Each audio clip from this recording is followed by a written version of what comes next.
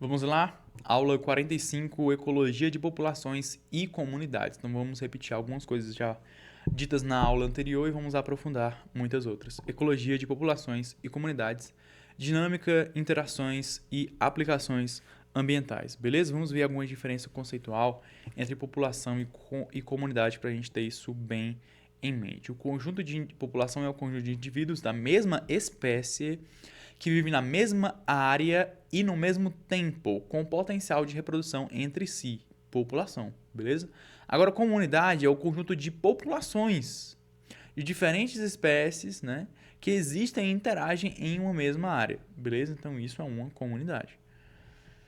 População é um nível intraespecífico, porque fala de uma mesma espécie. A comunidade é um nível interespecífico, porque fala de diferentes espécies, beleza? Ecologia das populações e parâmetros demográficos. Ecologia populacional, ela estuda a variação do número de indivíduos ao longo do tempo e fatores que a influenciam, tá bom? Então a gente vai ter um tamanho populacional N, que vai representar a quantidade de indivíduos de uma população.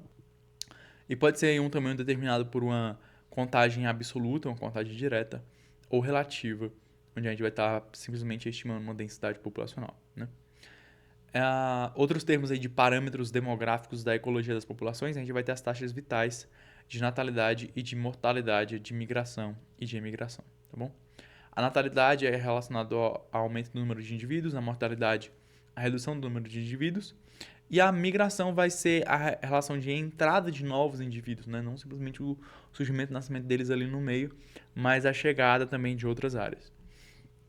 E a imigração, a saída de indivíduos, não necessariamente por conta da morte, né? Geralmente, realmente não por conta da morte. E aí a gente vai ter essa fórmula básica da variação dos parâmetros vitais com as taxas, né? Não. A variação do tamanho populacional sobre a avaliação das taxas vitais. É isso. Então vai ser basicamente a fórmula de natalidade mais imigração menos mortalidade e emigração. Deu para pegar a ideia? Então, quem está entrando e está surgindo menos quem está saindo ou falecendo. Densidade de população vai ser essa fórmula aqui. A densidade igual o tamanho da população sobre a área em que ela se encontra, tá bom? Vai afetar isso, essa relação aqui vai afetar a competição, a reprodução, a dispersão e a resposta a doenças, tá bom? Isso não somente para plantas ou animais silvestres, mas a gente também faz cálculo de densidade populacional para os animais de produção, tá bom? Então, isso aqui, por exemplo, para gado a pasto é muitíssimo importante, tá certo? Relacionado a crescimento populacional, vamos lá. A gente pode ter um crescimento exponencial, que é o ideal, é aquele que não tem limite de recursos, né? Vai representar as populações em ambientes realmente com uma abundância de recursos e vai ter essa curva em J, né, que começa ali pequenininho e de repente, pum, explode. A gente vai ter o crescimento populacional também chamado de crescimento logístico, que é aquela que tem uma capacidade de suporte, mas não vai chegar a um crescimento exponencial propriamente, né? Vai considerar uma capacidade de carga e vai entrar em termos mais específicos da ecologia. Então, o termo K, o K para identificar a capacidade de carga do ambiente, e a curva no gráfico populacional vai ser representada em S. Né? Quando a população atinge K, a capacidade de carga, ela entra em equilíbrio dinâmico com o ambiente. É uma piada, mas vamos lá. Parece que isso aqui está acontecendo com seres humanos. Enfim. Ou pelo menos foi o que aconteceu no começo do século 2000 e agora já está, né, já tendo uma inversão aí demográfica. Mas ótimo.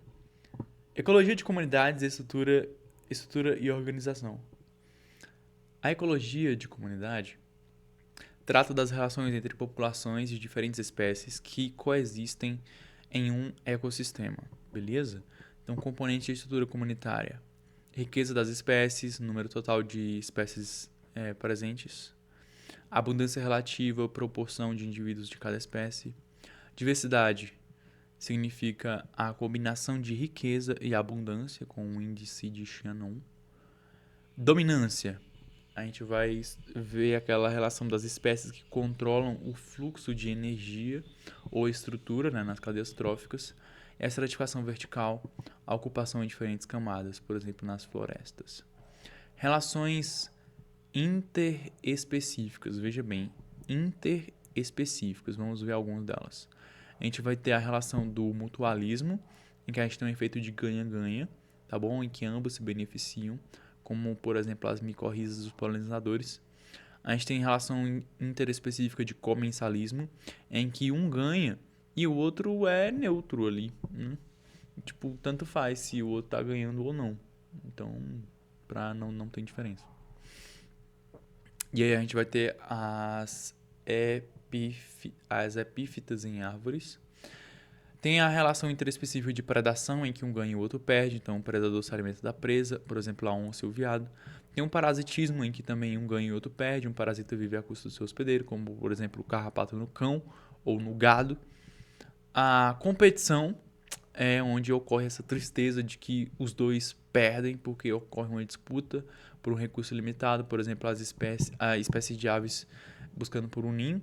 E tem o amensalismo. Olha só que exemplo interessante de relação interespecífica.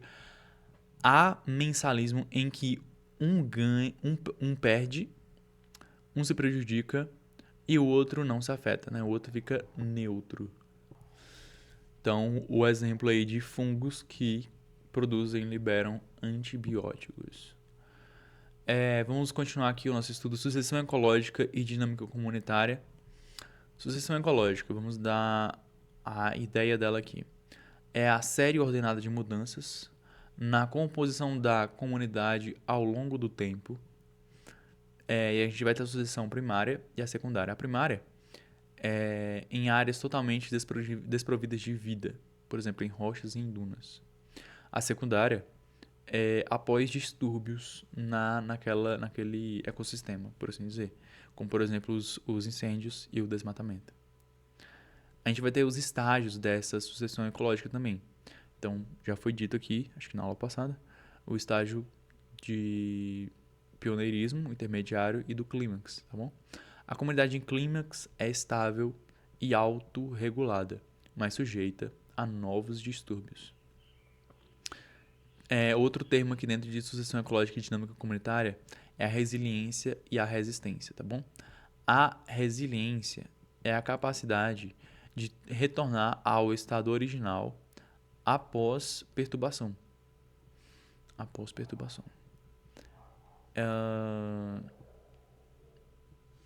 E a resistência é a capacidade de suportar impactos sem alterações significativas, tá bom? Então, resiliência, ela retorna ao estado original. E a resistência é aquela que suporta os impactos sem alterações significativas. Aplicações ambientais e periciais, a gente vai ter no monitoramento da biodiversidade, avaliando a riqueza, a abundância de espécies e indicadores. A perícia ambiental de fauna e de flora, identificar espécies afetadas pelos impactos, quantificar essa perda. O impacto de manejo de umidade e conservação, monitorar o equilíbrio e a pressão sobre populações, espécies ameaçadas, avaliando a viabilidade populacional, o risco de extinção. E o controle de espécies invasoras também, atender competição, predadores naturais, impactos na comunidade. Restauração ecológica, aplicar a sucessão, definir espécies pioneiras e clímax, ok? Ferramentas e indicadores. A gente vai ter ferramentas de modelos populacionais, índices de diversidade, capacidade de suporte ambiental, métodos de amostragem populacional. E tudo isso aqui é coisa que a gente vê, por exemplo, cursando um bacharel em biologia, por exemplo. Espécies bandeira e bioindicadores, estrutura etária e taxa de sobrevivência. Beleza? Algumas das nossas referências. Vamos à próxima aula.